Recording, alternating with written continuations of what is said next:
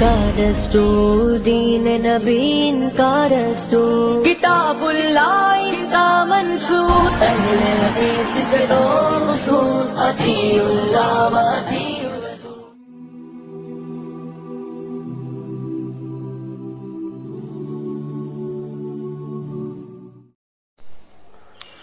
السلام علیکم ورحمۃ اللہ وبرکاتہ۔ الحمدللہ والصلاة والسلام علی رسول اللہ وعلی آلہ واصحابہ ومن والاه، اشہد ان لا الہ الا اللہ واشہد ان محمدا عبدہ ورسولہ، اما بعد۔ قابل احترام ناظرین و ناظرات، اربعین نوویہ کا سلسلہ لے کر پھر سے میں آپ کے سامنے حاضر ہوا ہوں۔ الحدیث السابع عشر عن أبي يعلى شداد بن أوس رضي الله عنه قال قال رسول الله صلى الله عليه وسلم إن الله كتب الإحسان على كل شيء فإذا قتلتم فأحسنوا القتل وإذا ذبحتم فأحسنوا الذبح وليحد أحدكم شفرته وليرح ذبيحته، رواه مسلم۔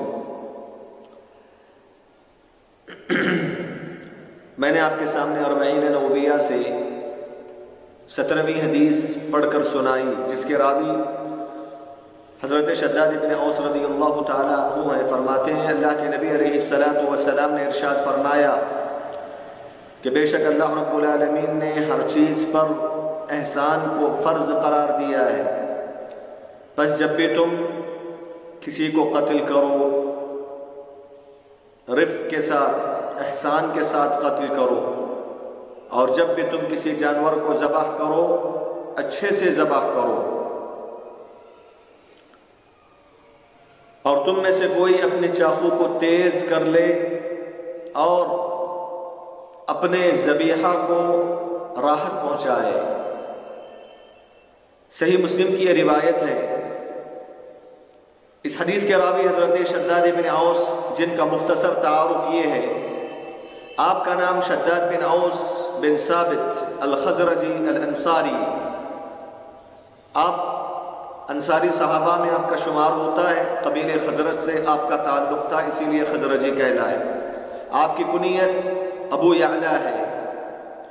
آپ کے فقہ، آپ کا علم کے مقام اور مرتبے سے متعلق خالد ابن معدان رحمہ اللہ نے کہا تھا لن يبقى بالشام احد كان اوثق ولا افقه ولا ارضى من عبادة بن الصامت وشداد بن اوس، کہ ملک شام کے اندر عبادہ ابن صامت اور شداد ابن اوس سے زیادہ کوئی فقیہ نہیں تھا، کوئی قابل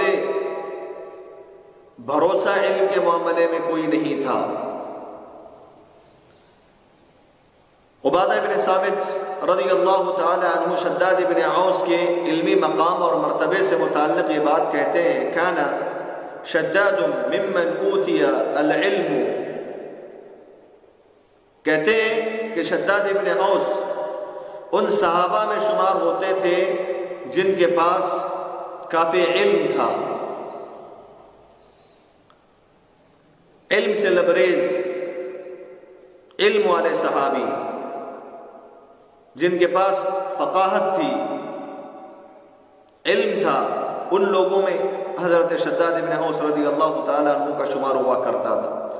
آپ کی عبادت کے معاملے میں امام ابن الاثیر رحمہ اللہ کہتے ہیں کان شداد بن اوس کثیر العبادہ والورع والخوف من اللہ تعالی، کہ شداد بن اوس رضی اللہ تعالیٰ عنہ بہت زیادہ اللہ تعالیٰ کی عبادت کرنے والے صحابی رسول تھے، بہت زیادہ تقوی والے، ورع والے، اللہ رب العالمین سے خوف کھانے والے صحابی رسول تھے۔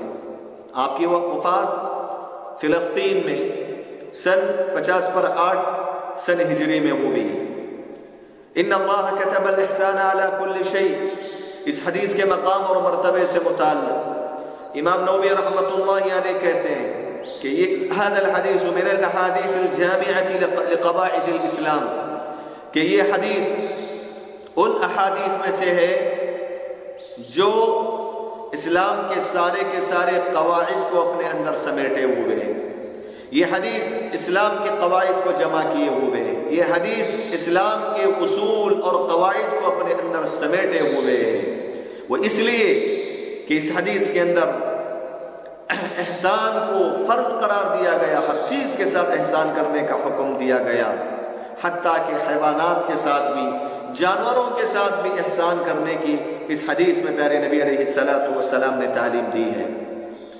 اس حدیث کی شرح مختصر یہ ہے، پیارے نبی صلی اللہ علیہ وسلم نے فرمایا ان اللہ کتب الاحسان علی کل شیء۔ کتب، یہاں کتبہ سے مراد فرض قرار دینا، واجب قرار دینا، یعنی اللہ رب العالمین نے فرض قرار دیا ہے، واجب قرار دیا ہے اسلام میں۔ کس چیز کو واجب قرار دیا؟ الاحسان، احسان کو واجب قرار دیا ہے۔ احسان کا کیا مطلب ہے؟ احسان کا مطلب یہ ہے کہ الاتقان فی کل شیء والاجادۃ فی کل شیء، کسی بھی چیز کو آپ انجام دیں، اس چیز کو اس کے حق کے ساتھ انجام دیں، جیسے اس چیز کا حق ادا کرنا ہے ویسے آپ حق ادا کریں۔ کسی بھی چیز کو مضبوطی کے ساتھ بجا لانا، اتقان کے ساتھ بجا لانا، اس کے حق کو ادا کرتے ہوئے اس چیز کو بجا لانا، یہ احسان کہتا ہے، احسان کہلاتا ہے۔ اس اعتبار سے پیارے نبی صلی اللہ علیہ وسلم نے فرمایا کہ اللہ رب العالمین نے فرض قرار دیا، واجب قرار دیا ہے ہر مسلمان پر کہ وہ ہر چیز کو اتقان کے ساتھ بجا لائے، ہر چیز کو احسان کے ساتھ انجام دے، ہر چیز کو اس کے حق کو ادا کرتے ہوئے اس کو بجا لائے۔ یہ اللہ رب العالمین نے ہر مسلمان پہ فرض قرار دیا ہے۔ حضرات، احسان کی بنیادی طور سے دو قسمیں ہیں۔ ایک احسان الاحسان الی الخالق، ایک احسان یہ ہے کہ آدمی اللہ رب العالمین سے کرتا ہے، اللہ رب العالمین کے ساتھ احسان کرتا ہے۔ اللہ رب العالمین کے ساتھ احسان کرنے کا کیا مطلب ہے؟ اللہ رب العالمین کے ساتھ احسان کرنے کا مطلب یہ ہے کہ اللہ رب العالمین نے ایک بندے مسلمان کو جن چیزوں کے کرنے کا حکم دیا ہے ان اوامر کو ایک بندے مومن بجا لائے، چاہے اس کا تعلق واجبات سے ہو یا مستحبات سے ہو۔ اس کے مقابلے میں اللہ رب العالمین جن چیزوں سے رکنے کا حکم دیا، حرام قرار دیا، جن چیزوں سے منع کر دیا، ان چیزوں سے ایک بندے مومن اپنے آپ کو بچائے رکھے، چاہے ان منہیات کا تعلق محرمات سے ہو یا مکروہات سے ہو۔ ان دونوں چیزوں کو، یعنی اللہ کے اوامر کو، اللہ رب العالمین کی حرام کردہ چیزوں سے بچنا، ان دونوں چیزوں کو اتقان کے ساتھ انجام دے، احسان کے ساتھ انجام دے۔ یعنی کیسے؟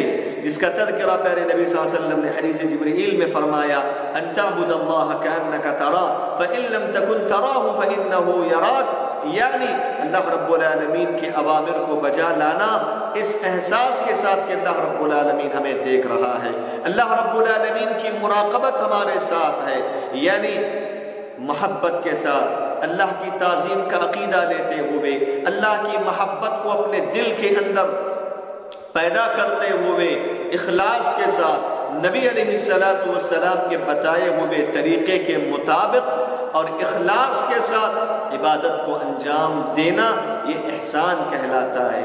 اللہ نے جن چیزوں سے روکا ہے ان چیزوں سے اس لیے ہم رکیں کہ اللہ رب العالمین ہمیں دیکھ رہا ہے، قیامت کے دن اس کا حساب اللہ تعالی ہم سے لے گا، اور اللہ ہم سے خوش ہو جائے، اللہ ہم سے راضی ہو جائے۔ اس اخلاص و للہیت کے ساتھ آدمی محرمات اور مکروہات سے اپنے آپ کو بچا لے، یہ احسان ہے۔ یہ خالق کے ساتھ احسان کا مطلب ہے۔ احسان کی دوسری قسم یہ ہے کہ ایک آدمی مخلوقات کے ساتھ احسان کرتا ہے۔ مخلوقات میں چاہے والدین ہوں، چاہے اس کے اپنے رشتہ دار ہوں، چاہے عام مسلمان ہوں، چاہے غیر مسلمان ہوں، چاہے حیوانات ہوں، جانور ہوں، سب کے ساتھ احسان کرنے کی تعلیم پیارے نبی علیہ السلام نے دی ہے کہ مخلوق جو بھی ہو اس کے ساتھ احسان کرنا یہ شرعاً مطلوب ہے۔ لیکن میں نے بتایا کہ احسان کا مطلب جس کا جو حق ہے اسی اعتبار سے آپ اس کے حقوق کو ادا کریں گے، یہی مخلوقات کے ساتھ احسان ہے۔ والدین کے جو حقوق ہم پر عائد ہوتے ہیں اس کے مطابق ہم والدین کے حقوق کو ادا کریں، ان کے ساتھ حسن سلوک کریں، یہ والدین کے ساتھ احسان کرنے کا مطلب ہے۔ رشتہ داروں کے جو حقوق شریعت اسلامیہ نے ہم پہ واجب قرار دیا उन हुकूक को हम अदा करें एहसान के साथ। ये रिश्ते दारों के साथ एहसान करने का मतलब है। आम मुसलमानों पर अल्लाह रब्बुल आलमीन ने जो हुकूक आयद किए हैं उन हुकूक को अदा करना, ये आम मुसलमानों के साथ एहसान करने का मतलब है। इसी तरह गैर मुसलमानों के तय भी शरीयत इस्लामिया ने उसने सुलूक की तालीम दी है, अदल की तालीम दी है। वो शरई एतबार से जितने हुकूक के जितने हुकूक अदा करने हम पर फर्ज करार दिया गैर मुसलमानों के तय, उसी हिसाब से उनके जितने हुकूक हैं उनको अदा करें। हाँ, अपने दिल के अंदर नफरत रखते हुए, कुफ्र की नफरत रखते हुए, काफिरों की नफरत रखते हुए, क्योंकि वो काफिर है, क्योंकि वो अल्लाह का जालिम है, वो दिल के अंदर उसकी नफरत हो, दिल के अंदर एक काफिर से बुग़्ज़ और अदावत हो उसके दीन की बुनियाद पर। लेकिन साथ साथ में ज़ाहिरी एतबार से जब तामुल करने की बात आती है, इस्लामी शरीयत ने गैर हरबी मुसलमानों के साथ गैर मुसलमानों के साथ उसने सलूक की तालीम दी है। ये मखलूक़ात के साथ एहसान है। हज़रात, सिर्फ मखलूक़ात में इंसान और जिन्नात, इंसान नहीं बल्कि इस रोए ज़मीन पर बसने वाले हैवानात भी हैं जिनके सिलसिले में जो है एहसान करने की प्यारे नबी अलैहिस्सलातु वस्सलाम ने तालीम दी है। और मखलूक़ात के साथ भी एहसान, जानवरों के साथ भी एहसान करना होगा। कैसे एहसान? बेजा किस्म की उनकी अज़ियतें नहीं देना चाहिए, तकलीफ़ें नहीं देना चाहिए। अगर कोई जानवर हमारे सामने किसी चीज़ को लेकर तड़प रहा है, उसकी उस भूख को, उस प्यास को, उसकी उस मुसीबत को दूर करें, हैवानात से भी दूर करें, हैवानात को भी तकलीफ से बचाएं, हैवानात के साथ भी उसने सलूक करें। एक आदमी कुत्ते को पानी पिलाने की वजह से जन्नत में चला जाता है, उसके मुकाबले में एक आदमी एक बिल्ली को भूखा प्यासा रखकर मार देने की वजह से जहन्नम में चला जाता है। कैसा इस्लाम है हमारा, कैसे महासिन है इस्लाम की, कैसी खूबियां हैं। यरहमु मन फिल अर्द यरहमुकुम मन फिस समा। एहसान ये है कि रोए ज़मीन पर बसने वाले जितने भी मखलूक़ात, हत्ता के हैवानात भी हैं, उनके साथ उसने सलूक करो, उनके हुकूक को अदा करो, उनको अज़ियतें देने से अपने आप को बचाए रखो। ये एहसान है हैवानात के साथ जिसकी तालीम इस्लाम ने दी है। प्यारे नबी सल्लल्लाहु अलैहि वसल्लम ने मिसाल देकर समझाया, फ़इज़ा क़तलतुम फ़अहसिनुल क़ित्ला वइज़ा ज़बहतुम फ़अहसिनुज़ ज़िबहा। अगर शरई एतबार से किसी पर हुदूद आयद हो गए, किसी का कत्ल वाजिब हो गया शरअन, अगर तुम किसी को कत्ल करते हो तो फिर कत्ल करते हुए इस बात का ख्याल रखो कि उसके साथ मुसला ना करो, उसको ऐसे कत्ल करो कि आसानी से जान निकल जाए। तड़पा कर मारने से इस्लाम ने मना फरमाया। फ़इज़ा क़तलतुम फ़अहसिनुल क़ित्ला, कत्ल करो, ऐसे कत्ल करो कि जितना हो सके कम तकलीफ पहुंचे।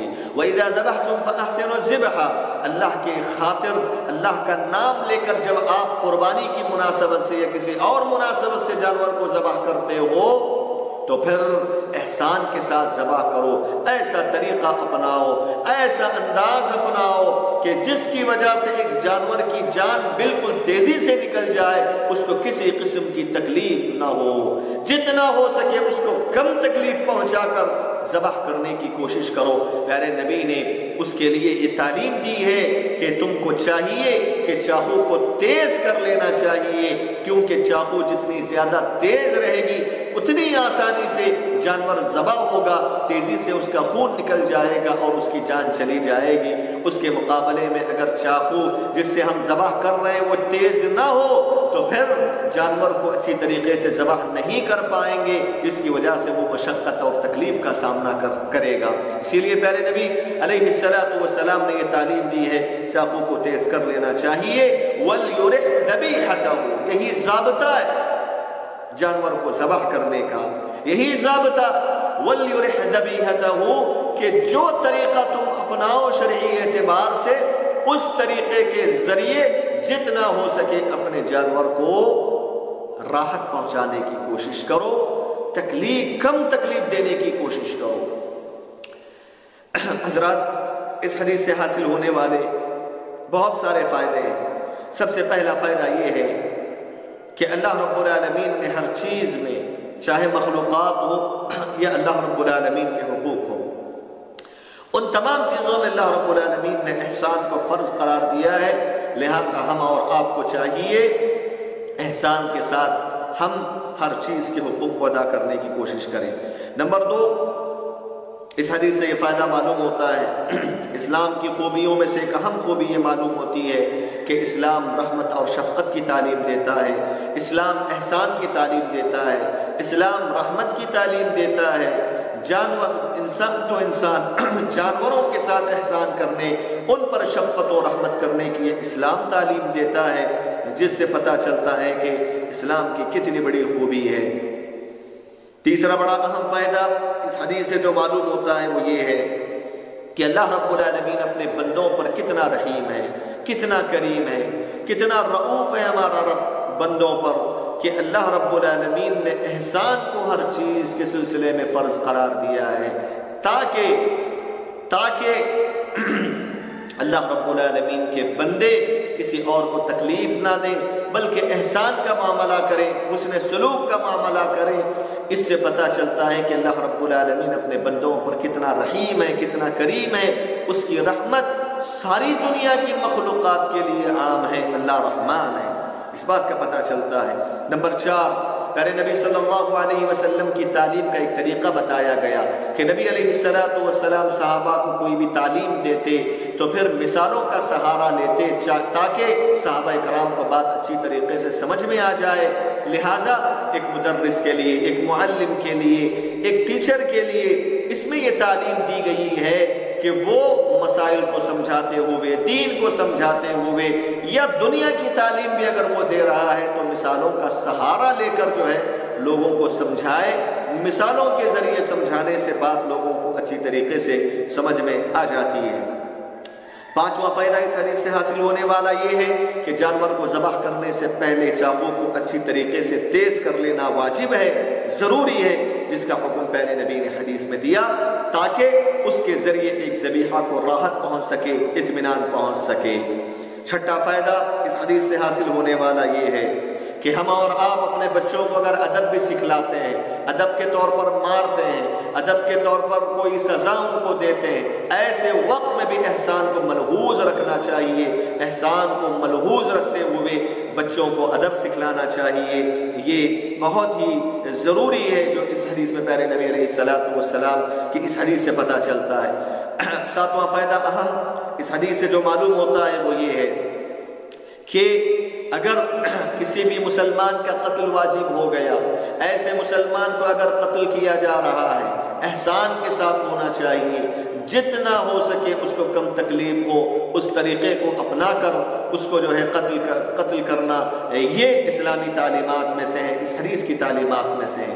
اسی طرح اگر کوئی مسلمان اعلاء کلمت اللہ کے لیے قتال کر رہا ہے، اگر وہ کسی غیر مسلمان کو کے ساتھ یہ معاملہ کرنا پڑے تب بھی اسلام کی یہ تعلیمات ہیں کہ قتال کے موقع پر بھی پیارے نبی صلی اللہ علیہ وسلم کی یہ تعلیم ہے کہ احسان کے ساتھ قتل ہونا چاہیے۔ پیارے نبی نے دوسری حدیث میں فرمایا اس کا مسئلہ نہ کرو، یعنی اس کے جسم سے کھلواڑ نہ کرو اور احسان کے ساتھ اس کا قتل کرو۔ اسی طرح اگر قصاص کے طور پر کسی پر قتل واجب ہو گیا، یعنی کسی مسلمان نے کسی مسلمان کو قتل کر دیا ناحق طریقے سے، اب اس کی وجہ سے اس کا قتل واجب ہو جاتا ہے، اسلامی حکومت ہو تو پھر ایسی صورت میں اس کا قتل احسان کے ساتھ ہونا چاہیے۔ پیارے نبی صلی اللہ علیہ وسلم نے یہ بھی فرمایا کہ اگر الا یہ کہ قصاص میں کیا ہوتا ہے، قصاص میں اگر جو آدمی جس طریقے سے سامنے والے کو مارا ہے اسی حساب سے اس کو بھی مارا جائے گا،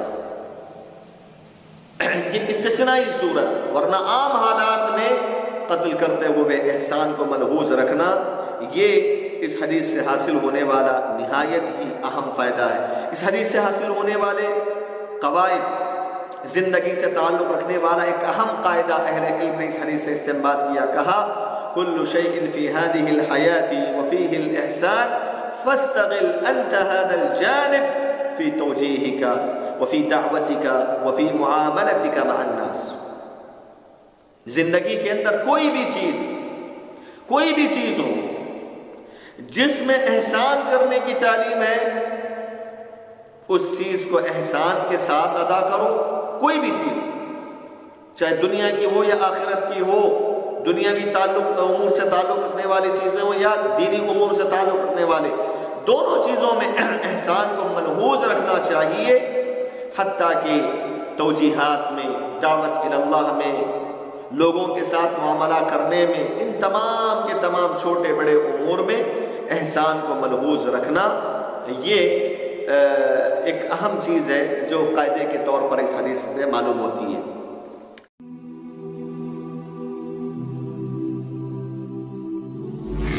نبی کا دستور، دین نبی کا دستور، کتاب اللہ کا منشور، اہل حدیث کے دو اصول، اطیعوا اللہ و اطیعوا الرسول.